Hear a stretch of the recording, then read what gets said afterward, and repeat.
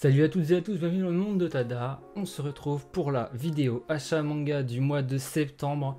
J'ai vendu pour 300 € de manga au mois d'août, j'ai tout réinvesti, j'ai presque tout réinvesti, 210 € au mois de septembre, plus les achats de base que je fais ce mois-ci, plus des occasions, ce qui fait beaucoup d'achats génériques et on est parti dans l'ordre alphabétique comme d'habitude. Cette fois-ci, pas de A, pas de B, pas de C, et on commence bien par un D avec Delcourt Tonkam, 2 tomes. Enfin, j'ai ce chef-d'œuvre chez moi. J'en ai parlé la semaine dernière dans les relectures de manga déjà lus. Je les ai donc rachetés pour mon plus grand plaisir. Il s'agit des 2 tomes de Ping Pong, je vais pas dire le meilleur manga de Matsumoto parce que moi c'est pas mon préféré, mais peut-être celui qui mettra tout le monde d'accord. En tout cas, celui que je conseille pour commencer Matsumoto.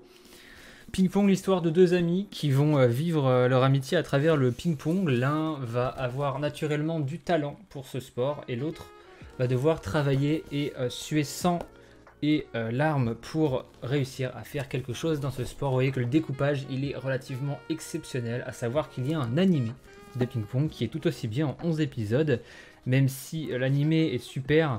Mais rien ne vaudra jamais un manga de Matsumoto, que ce soit au niveau de dessin, découpage, ambiance, c'est un truc vraiment assez fou.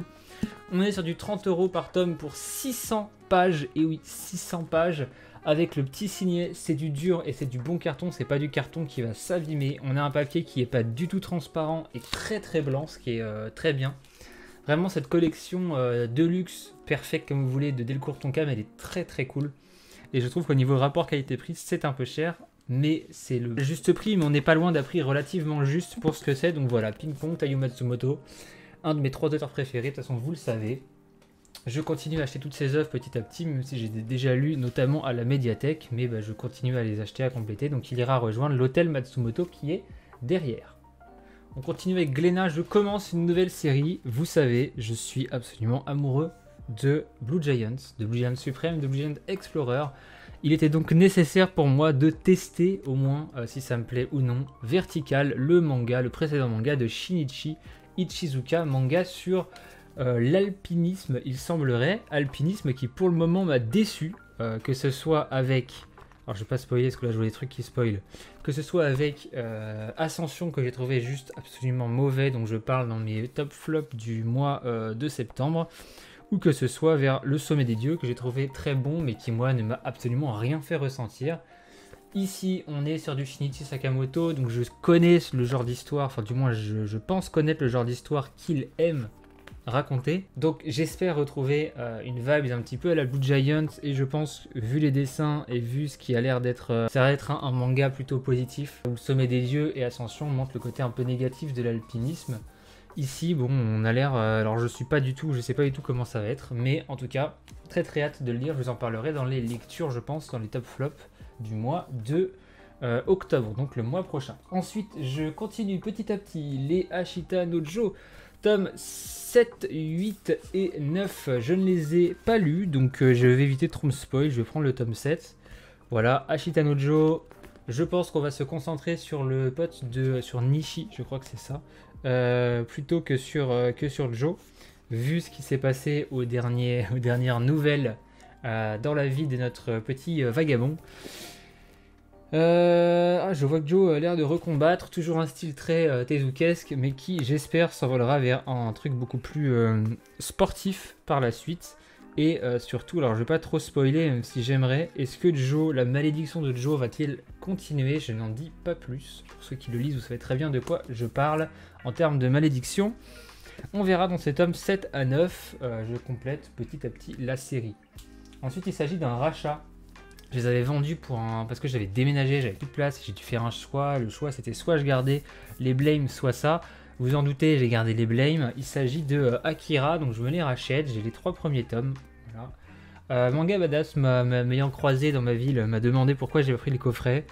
Je suis pas trop coffret, artbook, machin. J'aime pas assez Otomo pour vouloir prendre un artbook d'Akira.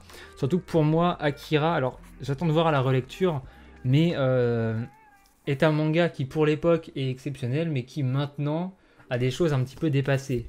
Quand je lis du Gundam, du Blame ou même du Eden, je me dis, oh Akira, Mais peut-être qu'à leur lecture, je me trompe. Voilà, je n'en sais rien. J'avais fait passer un sondage récemment sur Instagram en opposant ces 4-là. Donc c'était Gunnum, Eden, Akira et Blame, je crois. Et vous avez été plus de 50% à voter pour Akira, ce qui est assez énorme. Il y avait absolument aucun débat.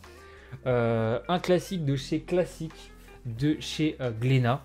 Donc ça fait plaisir. Et le dernier achat de chez Glénat, je les ai déjà lus, j'en ai déjà parlé sur cette chaîne plusieurs fois même. Et cette fois, je les achète parce qu'il me les faut absolument chez moi. Il s'agit des Nausicaa, dans la vallée du vent. Histoire de Nausicaa qui vit dans la vallée du vent. Waouh, super pitch. Qui va être, sans le vouloir, inclus dans des conflits entre différentes nations. Et la sauvegarde de l'environnement aussi, car en fait on va beaucoup parler d'écologie dans Nausicaa, de l'impact de l'homme sur l'environnement, de l'impact des conflits humains sur l'environnement qui touchent directement à l'homme, que ce soit pas forcément au niveau des bêtes, etc.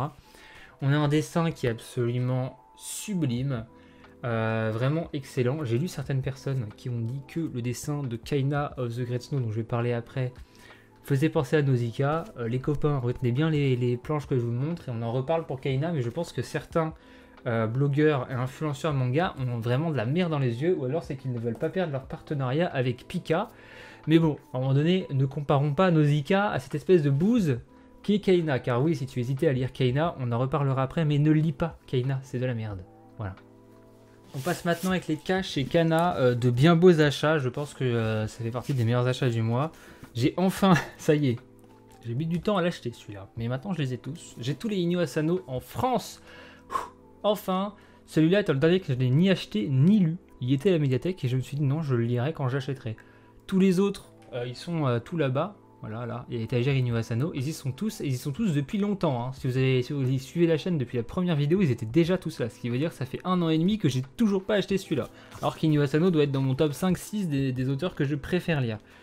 Donc un monde formidable, anciennement 2 tomes, regroupés en un tome chez Kana. Je sais pas du tout de quoi ça parle.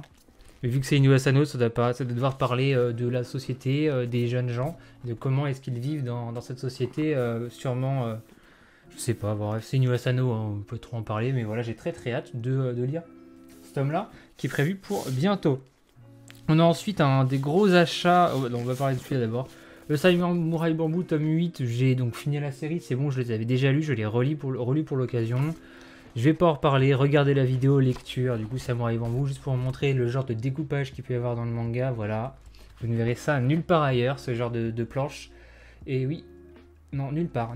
Quel que soit le manga de samouraï que vous allez lire, oui, nana, le Wolfel Cup, vagabond, je sais pas quoi, machin. Non, vous ne verrez jamais de planche comme ça, vous ne verrez jamais ce genre de dessin, ce genre de trait ailleurs que dans Samurai Bamboo, une expérience unique, tout simplement. Ensuite, je continue la collection des Fumio Kono Kuno, voilà. J'en avais déjà lu, mais vu que c'était un peu introuvable avec Kana, la ressortie du Pays des Cerisiers notamment me fait très plaisir. Hâte de le relire celui-là. Un récit sur l'après Fukushima. Non, si c'est ça. Non, un récit sur l'après Hiroshima, pardon, et du coup la catastrophe nucléaire qui en a découlé et la vie des gens.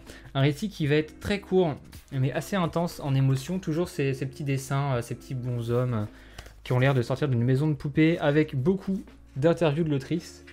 Alors, ils n'étaient pas tous dans... il n'y avait pas autant de choses, je crois, il n'y avait pas tout ça dans la première version. Il y en a encore là. Donc très content, vraiment content d'aller lire ça. Un recueil qui, je pense, est bien à lire au moins une fois dans sa vie, déjà pour l'impact que Hiroshima a eu sur la vie des Japonais. Les fleuristes du coin de la rue, première œuvre de Fumio Kono, est publiée, donc des histoires courtes. J'en parle dans les top flops du mois. Je sais que beaucoup de personnes ont commencé par celui-là étant une réédition et l'ont revendu parce que forcément les premiers Fumio Kono ça fait un peu bizarre. Son style de récit il est un petit peu particulier et je pense que ce n'est pas le meilleur pour commencer. Néanmoins, moi j'ai beaucoup aimé. Si vous aimez l'autrice, je pense que c'est un manga qui peut vous faire vraiment plaisir. Et j'ai notamment énormément aimé toutes les histoires du milieu. Donc celles qui ne concernent pas ces deux-là. Il y a quelques histoires avec elle, mais il y a beaucoup d'histoires qui concernent d'autres personnages que j'ai trouvé tout bonnement exceptionnelles. Enfin, pas exceptionnelles, mais très bien. Et on en reparlera dans les top flops. Et avant-dernier Fumio Kono qu'il me manque. Il me manquera plus que Chemin au bord de la route, le long de la route, quelque chose comme ça. Donc dans un recoin du monde, moi j'ai bien aimé, je sais que Mangakam n'a pas aimé, elle a trouvé ça très très chiant. Donc globalement Fumiko no c'est pas... c'est chiant, voilà. Pas forcément un des ordres péjoratifs, mais c'est des mangas qui sont chiants, voilà, on se fait chier, c'est comme ça. Elle aime bien parler un petit peu de ce qui se passe, de décrire beaucoup de choses, genre décrire les vêtements, comment ils sont composés, comment ils sont cousus, etc. Ça peut être un peu perturbant. Personnellement, moi, ça me gêne pas parce que les petites histoires et l'interaction entre les personnages est toujours, encore une fois, ce côté... ils vivent dans un petit monde de poupées, un petit peu tout beau, tout joli, alors que là, on est concrètement durant la Seconde Guerre mondiale au Japon, donc on voit l'impact que la guerre a sur les mœurs japonaises de l'époque, sans que ça soit directement dit. Donc on n'a pas de soldats, on n'a pas de pauvreté, etc. Mais on voit un petit peu comment les familles vivent à côté de la guerre. C'est un super bouquin, moi j'ai bien aimé, j'ai trouvé ça vraiment cool. Je crois qu'il y a un film d'ailleurs qu'il faudrait que je voie, à voir si le film traite aussi bien que ça le manga. Toujours dans les cas, on va passer avec Komoji, les 3 tomes de The Lion et de Manga Library. Je n'ai lu que le tome 1, dont c'est le tome 3 ça. Je n'ai lu que le tome 1 dont je parle dans les top flops du mois. Donc un récit taïwanais, je crois, un manga taïwanais écrit par Xiao Dao, avec beaucoup de références et de name drop à des mangas, rien que sur la couverture. Vous voyez, il y a FMA, il y a quoi d'autre? Nanani, il va y avoir... Ça, je l'ai pas, la ref. Ça, c'est Sunny. Là, il y a la petite voiture de Sunny, pour ceux qui ont lu Matsumoto. Tout ça commence... Le manga commence sur Bonne Nuit Poun Poun. Voilà, juste là. Ça commence sur Bonne Nuit Poun Poun. C'est un manga qui parle de Go et de reconstruction suite à l'échec de joueurs professionnels de Go. Et le style graphique, comme vous pouvez voir, il est assez particulier. C'est un style qui rappelle un peu les mangas taïwanais. J'en avais eu 2 autres, c'était Ichthyophobia et l'autre je sais plus. Kazinga, quelque chose comme ça. Kazinga X, je sais plus, du même auteur que Ichthyophobia d'ailleurs. J'aime bien. Et donc vu que je voulais me mettre à, comment ça s'appelle, Go, le celui de Go là, de Oba Obata, donc j'ai complètement oublié le nom, Hikaru no Go, voilà. Je me suis dit, bon, avant de passer à Hikaru no Go, on va lire celui-là. En plus, j'ai regardé un petit drama coréen. Je me suis mis au drama coréen. Je raconte ma vie. Je n'avais jamais regardé de drama coréen avant. Et là, je bouffe que ça depuis 3 mois. Super, j'en ai vu un, il s'appelle The Glory. Et il y a tout un délire avec le Go dedans. Et du coup, je me suis dit, oh, c'est quand même bien stylé le Go. Voilà, donc ceux qui veulent The Glory, c'est l'histoire d'une personne qui se fait harceler au lycée, mais un peu vénère, en mode brûlée vive et tout. Et elle va revenir 18 ans plus tard et se venger de ses harceleuses. Et c'est trop bien, c'est vraiment super. C'est très bien tourné, c'est très bien joué. Bref, je vous conseille la série si vous avez Netflix ou autre. The Glory, super. Voilà, en drama coréen. Si vous avez des bons dramas coréens, conseillez-moi. J'ai vu My Name que j'ai bien aimé. Black Knight qui est super. J'ai commencé Glitch. Bref, on s'en fout. Donc voilà, comme je dis, je vous parlerai donc de la suite dans les futures vidéos. Mais en tout cas, j'aime bien l'édition. Puis j'aime bien le fait qu'il change un peu le logo à chaque fois. Ça fait un peu, c'est un peu chelou avec les couleurs, tout ça. Mais j'aime bien. Puis les couvertures sont sublimes. Elles sont vraiment géniales. Un style très à part. Donc top pour cette maison d'édition. Kurokawa, je vais pas en parler beaucoup. J'ai acheté le tome 15 et 16 de Full Metal Alchemist. Acheté et lu directement.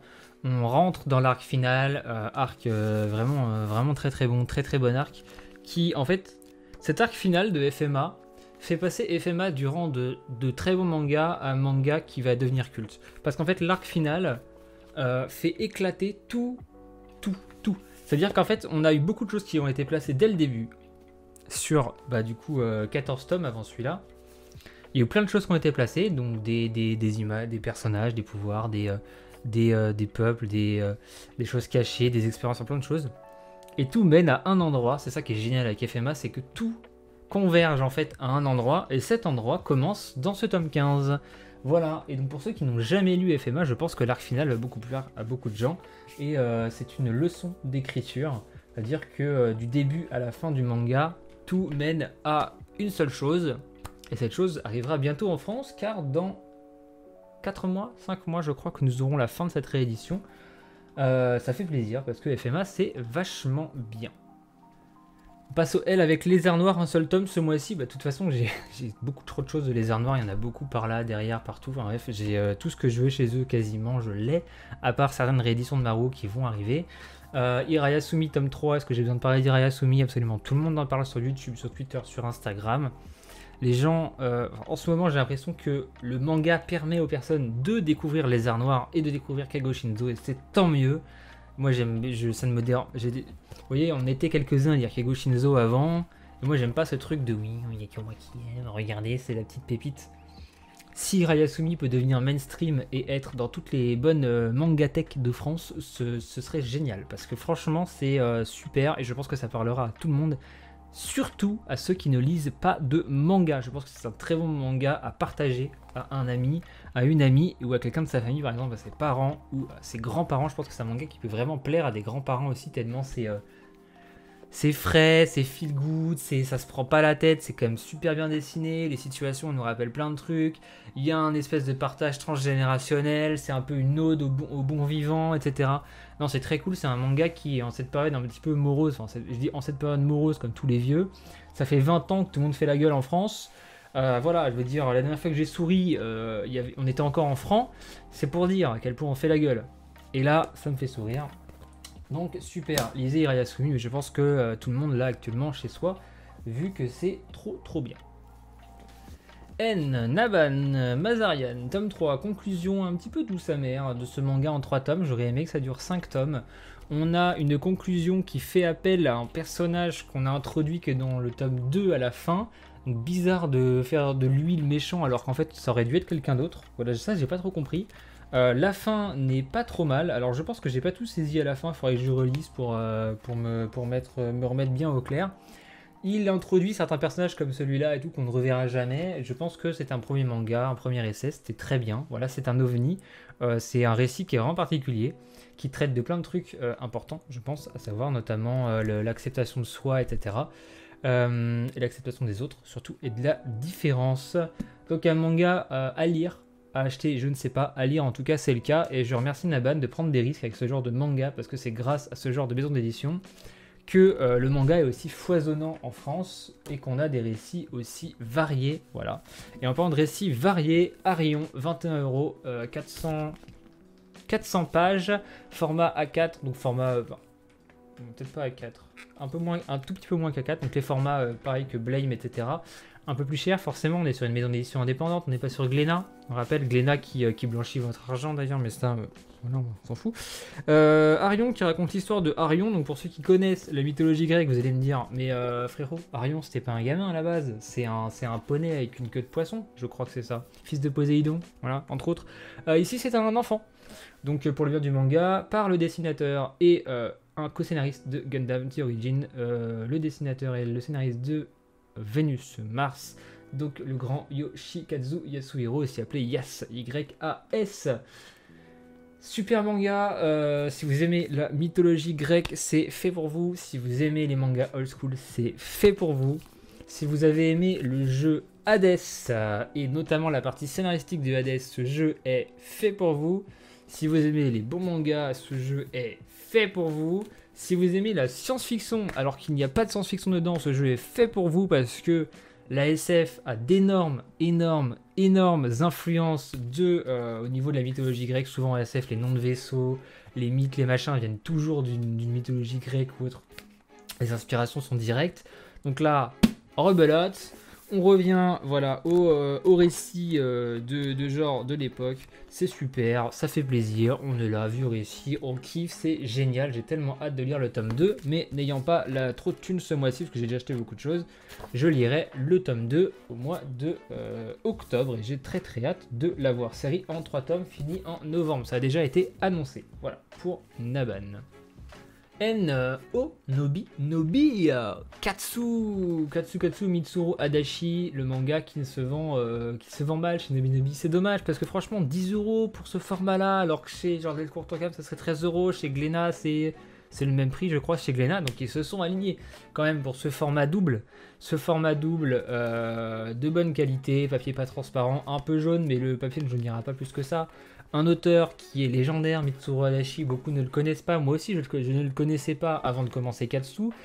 Depuis j'ai regardé l'anime mix, super. J'ai lu Touch, masterclass. S'il faut parler comme les jeunes, Touch c'est trop bien. Faut lire Touch, c'est une masterclass, un banger, ce que vous voulez. C'est un manga qui est très old school. Ils avaient vu un dessin animé en français, c'était Théo et la batte de la victoire, comme ça donne pas envie. C'est un manga qui va parler de baseball et de romance, mais c'est pas du tout ce qu'on pense. Il y a beaucoup de sport, il y a beaucoup de baseball, d'ailleurs ça me donne envie de lire d'autres mangas de baseball. La partie romance elle est géniale, il y a beaucoup de romance, mais il y a un troisième truc dans le manga Touch, je vais pas vous dire ce que c'est, parce que ça vous spoilerait l'intérêt du manga, mais ce troisième truc qui est traité, ceux qui l'ont lu, vous voyez de quoi je parle, ça rend le manga, ça le met dans le top des meilleurs mangas jamais écrits. Voilà, donc lisez Mitsuru Adachi, c'est très drôle, la partie sportive est très cool. C'était un tome bien sympa, un peu moins bien que le 2 je trouve, mais je pense que la suite va être vraiment top, donc j'ai trop hâte d'avoir la suite là. Faut rééditer, parce que là les mix transparents papier cul de chez Delcourt, c'est pas possible. J'espère que quand ils vont rééditer H2, Cross Game et compagnie, ils le font dans de bonnes qualités. Mais voilà, Mitsuru Adachi, je deviens fan. C'est mon côté cinquantenaire ça, vous voyez, le bar, tout ça. Voilà, je vais vous faire jaser. J'arrête pas de cracher sur cette maison d'édition et pourtant j'achète toutes les sorties, enfin beaucoup de sorties qu'ils font et les suites de séries. Il s'agit de Nouvelle Graphics, voilà, je suis désolé. Ils ont beau avoir des temps de production monstrueux pour certaines raisons qui leur en sont propres. Faut dire ce qu'il y a, ils publient des récits qui sont vraiment trop bien. Je n'ai pas pu ne pas passer à côté de Party Boy Kongmin. Origine de l'adaptation animée qui s'appelle Paris Pikumei ou Yaboy Kongmin, qui est disponible nulle part en français, moi je l'avais regardé de manière illégale, qui est un anime absolument génial, l'histoire de Kongmin, donc le stratège chinois bien connu, qui décède et qui revient à la vie à notre époque, et qui va devenir le manager d'une chanteuse qu'il va rencontrer dans un bar. Et en fait, pour manager cette chanteuse, il va la manager comme s'il manageait une armée à l'époque des Trois Royaumes. Voilà, je vous en dis pas plus, il y aura des stratégies militaires, il y aura de la musique, mais surtout beaucoup de rire, beaucoup de bonne humeur. Un manga extrêmement feel good qui se lit super bien, c'est une très grosse reco. Si vous pouvez aller regarder l'anime, de toute façon, il faut donner de la force à Party Boy Kongmin parce que là, c'est trop bien. On continue avec Design, tome 3 de Daisuke Igarashi. Le Daisuke, donc là ce tome là c'est le Daisuke Igarashi que je n'aime pas, c'est-à-dire que c'est que du dessin, très peu de bulles, et c'est pas qu'on comprend rien, mais c'est qu'il n'y a rien à comprendre, c'est plutôt ça, voilà, ce tome ne va nulle part. Alors je finirai, parce que voilà, le tome 2 nous avait fait beaucoup de bien au niveau science-fiction, biopunk, etc. Ce tome 3 se pose là comme une espèce d'ovni inutile dans ces 5 tomes, je trouve. Malgré tout, il dessine quand même super bien. Alors je trouve que le dessin est très inconstant. Les animaux, tout le décor sont super bien faits, mais alors quand on passe au personnage, il y a des moments où je me dis, frérot, t'as passé une demi-seconde à dessiner ta planche ou... Genre là, typiquement cette planche-là, l'éléphant se bien dessiné et le personnage, bah, il n'y a même pas ses yeux, la tête elle est toute bizarre dessinée, enfin c'est... 3 coups de crayon, allez hop, ça fait un personnage. Donc voilà, Saru j'avais pas aimé pour ça, Sorcière j'ai pas aimé pour ça. Donc là je continue, mais bon, si la série en 5 tomes ne me plaît pas, je tenterai même pas les enfants de la mer, je pense que c'est un auteur qui me passe un petit peu au-dessus. Tome 4 de Wandance, tome qui se concentre sur Kabo et sur Iori, donc ces personnages là. On laisse un petit peu de côté, j'ai oublié son nom, la nana de la nana. On va s'intéresser au breakdance et au style de street dance. Super, on commence les compétitions de danse et ce qui est bien c'est que la victoire n'est pas du tout à portée de main pour notre cher Kabo. D'ailleurs je pense qu'il ne gagnera pas, je pense que ça serait quelqu'un d'autre. J'aime beaucoup son rapport à la danse et même de manière générale à la passion en fait. Plus que la danse c'est vraiment à la passion, le rapport que Kabo a à la passion, à sa passion est vraiment... très bénéfique, très dans le positivisme, et moi j'aime bien ce truc là. Au niveau des dessins c'est très cool, un petit peu street comme ça là, donc manga de Kofi qui est d'ailleurs je crois danseuse aussi, super manga si vous pouvez le lire, moi je vous conseille. J'ai vu Manga Badass en vrai, on n'a rien tourné comme vidéo, si vous voulez un feat dites-le en commentaire, on essaiera de faire un truc. Il m'a dit faut que tu lises ça, et j'ai dit oh ouais Nueve machin, bon j'ai pris quand même les 2 premiers tomes de Capeta. Et il s'est avéré que c'est une des meilleures lectures du mois. Voilà, j'en parle dans les bilans top flop. L'histoire d'un petit garçon au père absent. Le père va se rendre compte qu'il est un peu trop absent, va décider de fabriquer un kart pour son gosse fan de voiture. Et on va suivre le début de Capeta dans le monde de course automobiliste. Une série, je crois, en tomes, 31 tomes au Japon, actuellement 3 tomes en France. Nueve a l'air de réaccélérer la sortie de leurs différents tomes, ce qui semble plutôt bon pour la suite. Pour certaines séries, je pense que Capeta fait partie des bonnes séries qui vont continuer. Un dessin très très cool. Capeta est un personnage absolument adorable, très attachant. Les personnages secondaires sont eux aussi très bien foutus. J'aime beaucoup le dessin. On a beaucoup de belles planches un peu plein pot. Il aime bien prendre voilà, l'espace sur la page, etc. L'auteur, donc Masahito Soda. Ça fait plaisir. Donc Capeta, moi je vous le recommande si vous pouvez vous le procurer. Passe à la maison d'édition O avec Ototo, Made in Abyss tome 11 de l'inédit. Ah, et oui, je ne sais pas du tout quel va être le tome 10. Clôturait l'arc précédent de Made in Abyss, donc l'arc de la ville au trésor, j'ai oublié comment il l'appelait, la ville dorée je crois, le Golden City je crois que ça s'appelait. Donc est-ce qu'ils vont passer dans la 7ème strat, qui va y avoir, comment ça va se passer? J'ai très très hâte de lire ce tome, et la bonne nouvelle, parce que vous le savez Made in Abyss c'est des trucs sur les couvertures d'habitude, ils nous ont entendu, je vous spoil, voilà, il n'y a plus de choses sous la couverture. Ototo a enfin écouté le public français parce que les couvertures de base étaient un petit peu litigieuses. Donc très très cool de la part d'Ototo. Je sais pas si c'est voulu, si c'est l'auteur qui s'est calmé, mais en tout cas très très cool. Made in Abyss c'est un manga que moi je trouve absolument génial. Et j'ai très très hâte de lire la suite, de lire ce tome pour savoir vers où on se dirige et quel est le prochain arc de ce manga qui je pense, manga et anime, hein, me marquera à vie. Un manga... Et puis l'animé, les musiques de Kevin Penkin, j'en parlerai jamais assez, mais génialissime Made in Abyss, et j'assume totalement d'aimer ce manga, même si je ne cautionne pas certains délires de l'auteur, évidemment. P. Panini avec Shotel, tome 5, un tome... encore, il manque un truc, hein, il manque toujours un truc à Shotel. On continue à suivre Shotel, You Rule et un peu moins Arabal, cette fois c'est, comment elle s'appelle, Véronica, voilà, la nonne qui n'en est pas une, c'est pas très clair ce personnage.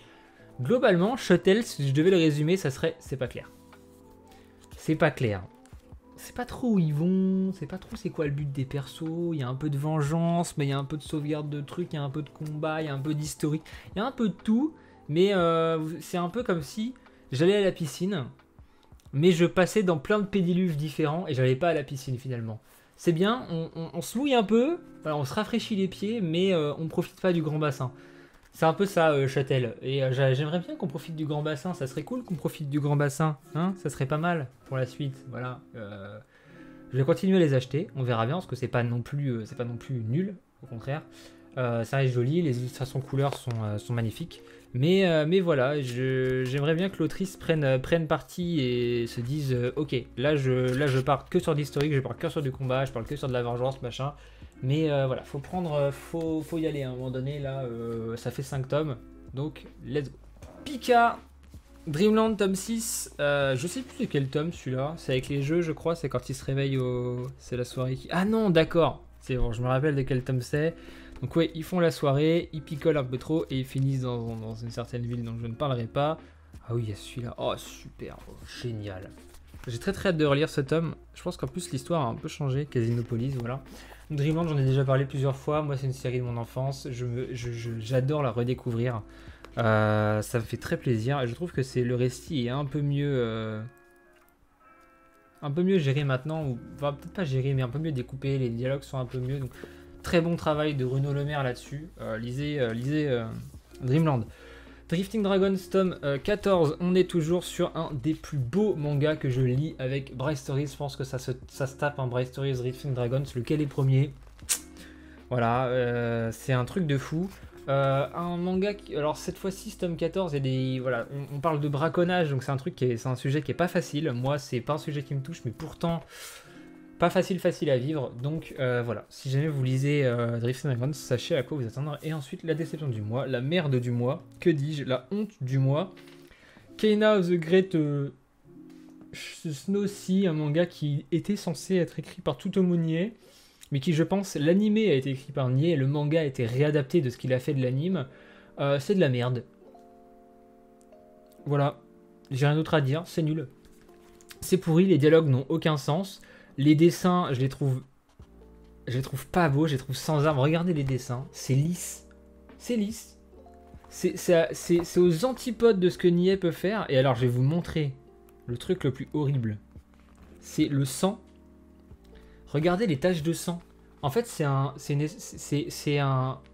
Vous voyez? C'est une espèce de brush Photoshop. En fait, c'est pas du sang dessiné, c'est du surplus sur l'image.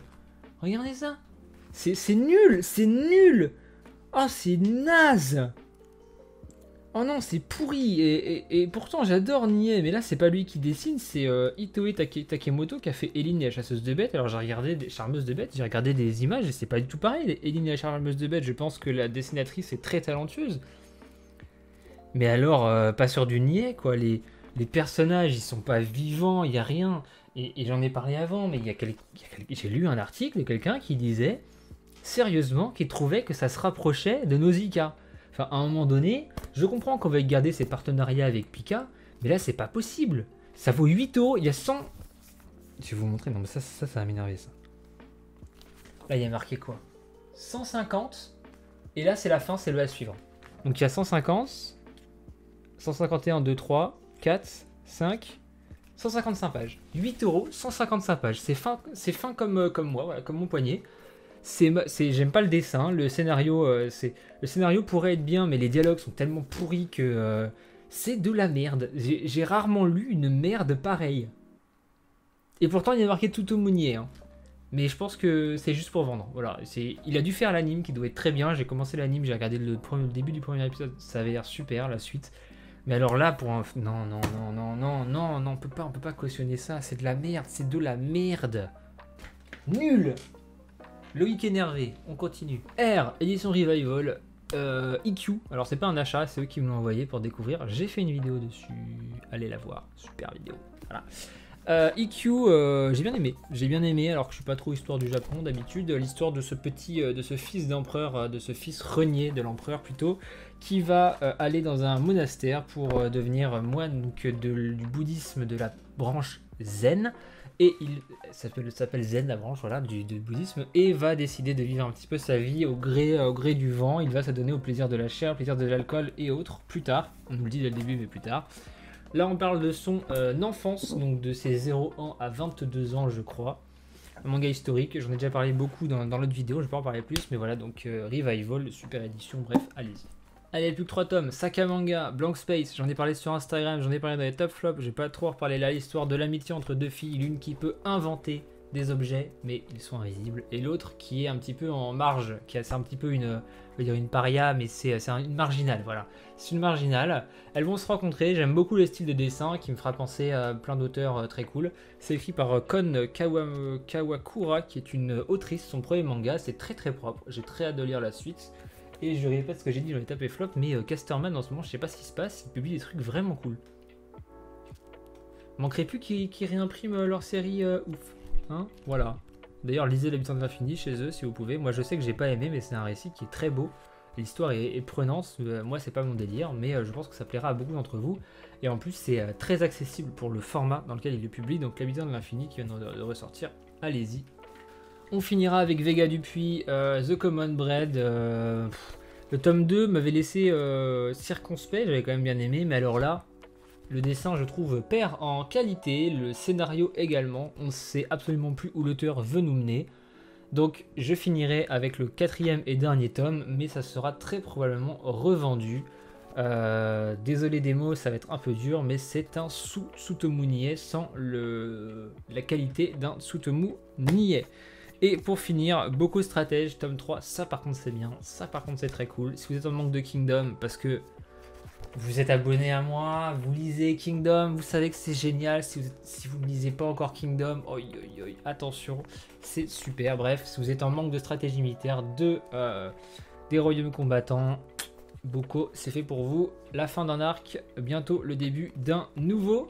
La couverture du tome 4 a l'air d'être exceptionnelle, très très hâte de l'avoir dans mes mains. L'édition est toujours aussi quali, donc merci Vega pour cette réédition. Manga Old School. Bref, je n'en dis pas plus. Et voilà, nous avons fait le tour pour cette vidéo achat manga. Qu'est-ce que vous avez acheté?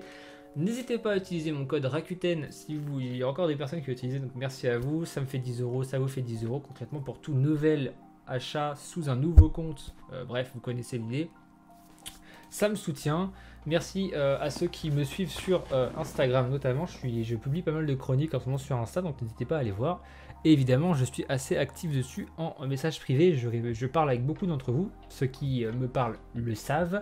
Et je me fais un plaisir de discuter manga. Voilà, donc merci à tous et toujours aussi nombreux. On se retrouve très vite pour les guides de lecture. Je sais plus trop ce qui est prévu les prochaines semaines. En tout cas, c'était Tada. Moi, je vous dis à la prochaine. Ciao.